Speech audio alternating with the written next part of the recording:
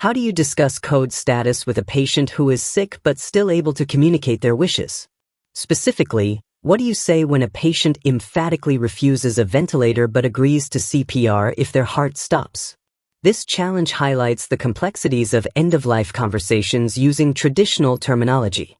In response to this common scenario, the concept of allow natural death offers a different approach that many clinicians have found incredibly helpful. While it's been around for decades, it's not as widely known as DNR. Let me share an example of how using the allow natural death approach can change the dynamic. Imagine an elderly patient with multiple health issues, frequently admitted to the hospital. Instead of asking if they want to be no code or DNR, consider framing the question differently, perhaps with family present. Sir, we're going to admit you and provide the best possible care to help you recover. But given that you've been quite sick, I want to ask you something important.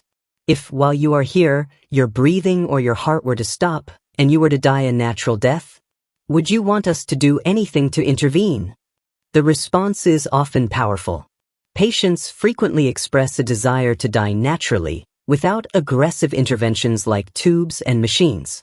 This reframing can immediately bring everyone, the patient, family, and clinical team, onto the same page, shifting the focus from avoiding resuscitation to embracing a peaceful, natural end-of-life journey. Allow natural death can serve as a valuable alternative to traditional do not resuscitate orders. It represents a more compassionate, patient-centered philosophy for end-of-life care, prioritizing comfort and dignity over simply listing interventions to be omitted. This concept is gaining increasing attention because language matters in these sensitive discussions. Framing the conversation around allow natural death can significantly impact how patients and families perceive and accept end-of-life care plans.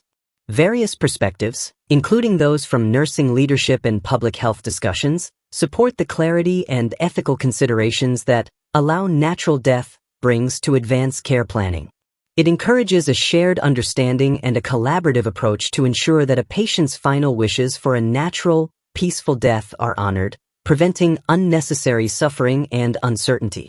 Using allow natural death in your conversations can be a game changer, leading to more meaningful and aligned decisions about end-of-life care.